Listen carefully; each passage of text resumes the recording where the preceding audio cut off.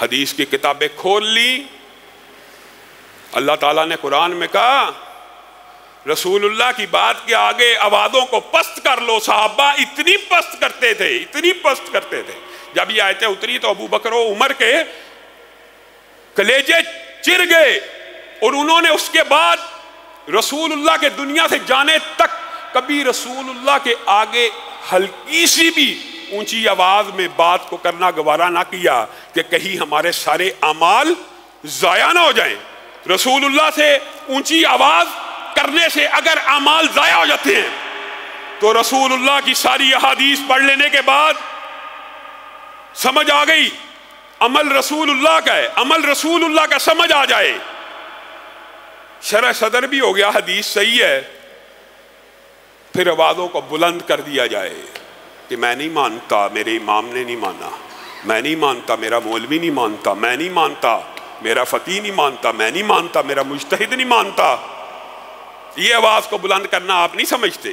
یہ رسول اللہ کی حدیث کی، اور رسول اللہ صلی اللہ علیہ وسلم کی حدیث کو ضمنی طور پہ بات آئی ہے تو بات سمجھ، ہم نے کیا سمجھا ہے؟ صحابہ نے سمجھا.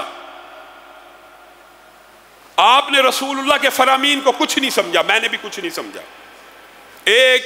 ایک سنت کو چھوڑ دینے سے 40 سال کا فتویٰ صحابی رسول کو ہے، ایک سنت کو چھوڑ دینے سے. قربانی گزری ہے، لوگوں نے مسائل کا انبار لگا دیا، اور اچھی بات ہے، پوچھنا چاہیے، طنز نہیں ہے. کان کٹا ہوا ہے، آدھا کٹا ہوا ہے، سینگ اتنا کٹا ہوا ہے، یہ ہو گیا، کھور میں یہ پرابلم ہے. قربانی بے عیب ہونی چاہیے، ہونی چاہیے. عیب دار قربانی تو قبول نہیں ہے، لیکن عیب دار نمازیں، عیب دار عبادتیں، عیب دار روزے، عیب دار حج جو سارے ہی غیر مسنون ہیں وہ قابل قبول ہیں. عجیب فلسفہ ہے. قربانی عیب دار نہیں ہونی چاہیے، باقی ہر چیز عیب دار ہو جائے. قربانی عیب دار نہ ہو، رزق تیرا چاہے سارا حرام کا ہو، قربانی میں عیب نہ ہو، رزق میں سارے کا سارا عیب ہو. اپنی اصلاح کیجیے اعمال کی. وہ عمل جس کے اوپر مہر نبوت موجود نہیں ہے، چاہے تو حاجی، نمازی، ولی اللہ، جتنا مرضی بڑا بن جا.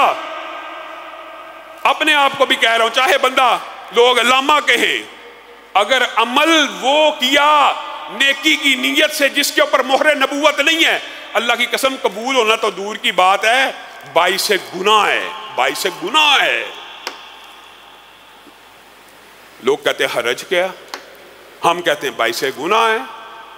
حرج کیا ہے؟ باعث گناہ ہے. 2 سجدوں کی جگہ 3 سجدے کرو، نماز تو قبول نہیں ہونی، تو حرج نہیں ہے کہ اس تیسرے سجدے کا گناہ بھی ملے گا غیر مسنون ہونے کی وجہ سے. عقل کو ہاتھ مارو. رسول اللہ صلی اللہ علیہ وسلم کے صحابہ ابو بردہ اللہ کے رسول کی خدمت میں پیش ہو گئے. کہا اے اللہ کے رسول، آج عید کا دن تھا، صبح صبح میں نے محلے میں دیکھا غریب غربا بہت زیادہ ہیں. فجر کی نماز پڑھی، اپنی بکری کو لایا، اس کے گلے کے اوپر چھری کو چلا دیا. سب سے پہلے ابو بردہ کی بکری غریب لوگوں کے گھروں میں جائے، ان کے منہ میں پہلا نوالا ابو بردہ کی بکری کا ہو.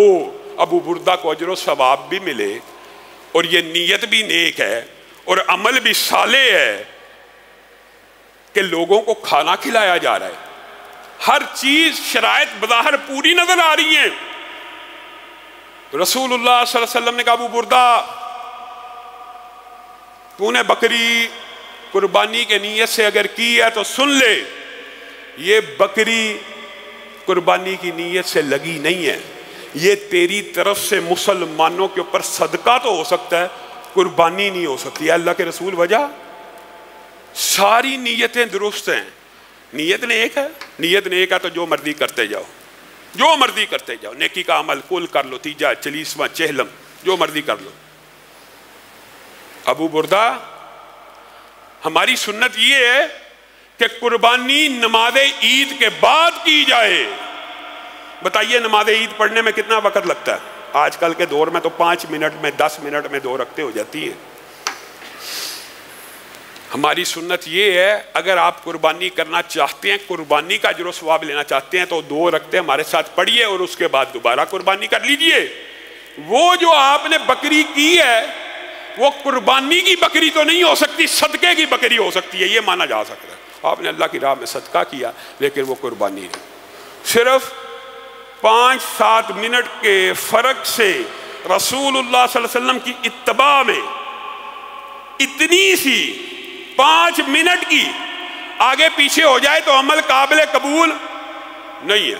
اور یہاں پہ سنتوں کو اس لیے کہا گیا کہ ایک وقت آئے گا سنتوں پہ چلنا مشکل ہو جائے گا. یہ حدیث بھی موجود ہے نا, بعض نے کہا یہ اس میں ضعف ہے لیکن دیگر سندیں اس کو مضبوط کرتی ہیں. ایک وقت ایسا آئے گا, یہ وہی وقت ہے جب سنت رسول کو زندہ کرنے کا اجر و ثواب 100 شہیدوں کے برابر پہنچ جائے گا. ایک حدیث میں 50 صحابہ کے برابر اجر و ثواب ہے. وہ حدیث تو بالکل صحیح ہے, اور اس حدیث کو بھی دیگر روایات مضبوط کرتی ہے. 100 شہیدوں کے برابر پہنچ جائے گا. کس بات کا اجر؟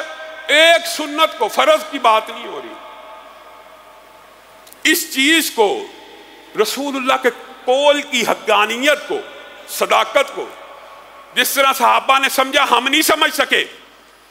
اور صحابہ نے کیسے سمجھا, ایک واقعہ بیان کروں گا, وقت گزرتا جا رہا ہے. حضرت علی کو, زبیر کو, مقداد کو, جوان ہیں, جرنیل ہیں. بات آج ضمنی طور پہ اس سائڈ پہ آئی ہے تو اسی طرف چل پڑی ہے. انشاءاللہ کوشش کریں گے کہ اگلے خطبے میں اس موضوع کو کلوز کیا جائے اور دوبارہ سیرت النبی کے 2 ہجری کے واقعات کی طرف آئیں. ان 3 جوان جرنیلوں کو رسول اللہ صلی اللہ علیہ وسلم نے کہا انطلقوا حتی تأتوا روضۃ خاخ, یہاں سے چلو یہاں تک کہ خاخ نامی وادی میں پہنچ جاؤ. جب خاخ نامی وادی میں پہنچو گے تو وہاں پہ ایک عورت ہے, معہا کتاب, اس کے پاس ایک خط ہے, وہ لے آنا. یہ تینوں پہنچے, وادی خاخ میں پہنچے تو عورت بھی موجود تھی, اونٹ بھی موجود تھا, کجاوا بھی موجود تھا. انہوں نے عورت کو کہا رسول اللہ صلی اللہ علیہ وسلم نے ہمیں بھیجا ہے, آپ کے پاس ایک خط ہے وہ ہمیں دے دیجیے. اس عورت نے کہا تلاشی لے لو, میرے پاس کوئی خط نہیں ہے, تمہیں اطلاع غلط ملی ہے. صحابہ کی پیشانی کے اوپر بل پڑ گئے. انہوں نے کہا تلاشی لو, یہ کیسی بات کرتی ہے کہ اطلاع غلط ہے. اور میرے بھائیو اگر آپ کا اور میرا عقیدہ یہ ہو جائے گا تو ہم فلاح پا جائیں گے. اگر ہم نے رسول اللہ کے قول کو بس ایسے ہی سمجھ لیا تو ہم ناکام ہیں. انہوں نے کہا کیا بات کرتی ہے, یہ اطلاع ہمیں کسی بادشاہ نے نہیں دی, کسی حاکم نے یا جرنیل نے نہیں دی, ہمیں اطلاع اس نے دی ہے جس کو اطلاع آسمان کی بلندیوں سے آتی ہے. ہمیں اس نے اطلاع دی. اونٹ کی تلاشی لو, کجاوے کی تلاشی لو.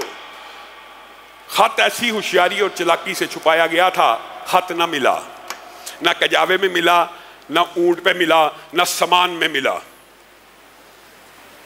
صحابہ کے چہرے متغیر ہو گئے, لیکن کیا ان کا ایمان متغیر ہوا؟ آج ہم کہتے ہیں تحقیق یہ کہتی ہے, تفتیش یہ کہتی ہے, یہ جی حدیث عقل کے مطابق نہیں ہے. بدبخت ایسی عقل کے اوپر, ایسی عقل پہ تف ہے جس کے اوپر حدیث ہضم نہیں ہوتی. یہ آج کا دور ہوتا تو غامدی صاحب جیسے کہتے ہیں تحقیق تو کہتی ہے خط نہیں ہے. وہاں پہ کون کھڑے ہیں؟ علی, زبیر. انہوں نے کہا تفتیش تو کہتی ہے کہ تیرے پاس خط نہیں ہے, تلاشی بھی کہتی ہے تیرے پاس خط نہیں ہے, لیکن ہمارا ایمان کہتا ہے خط تیرے پاس ہے, نکال دے. لَتُخْرِجِنَّ الْكِتَابَ أَوْ لَنُلْقِيَنَّ الثِّيَابَ. اے عورت سمجھ لے ہمیں اطلاع اس نے دی ہے جس کو عرش کی بلندیوں سے اطلاع آتی ہے. دنیا غلط ہو سکتی ہے, اس کی اطلاع غلط نہیں ہو سکتی. ہاتھ نکال دے ورنہ تیرے کپڑوں کو اتار دیا جائے گا, تیری جامہ تلاشی لی جائے گی, تجھے برہنہ کر کے ہم تیری تلاشی لیں گے, ہمیں پتہ ہاتھ تیرے پاس ہے. عورت گھبرا گئی, اور عورت نے خط ایسی جگہ چھپایا تھا کہ اگر کپڑے بھی اتار لیے جاتے تو نہ ملتا. لیکن عورت کو سمجھ آ گئی کہ ان کا ایمان اور یقین ہے کہ خط میرے پاس ہے, تو اس نے اپنے سر کی چٹیا کے اندر ایک پرچی چھپائی ہوئی تھی, وہاں سے وہ پرچی نکال کے ان کو دے دی. اب میرا اور آپ کا ایمان کیا ہے؟ حدیث رسول 20 دفعہ بھی سن لیں, 30 دفعہ بھی پڑھ لیں, یقین نہیں ہے. اللہ رب العزت ہمیں سنت رسول کے اوپر چلنے کی توفیق عنایت فرمائے.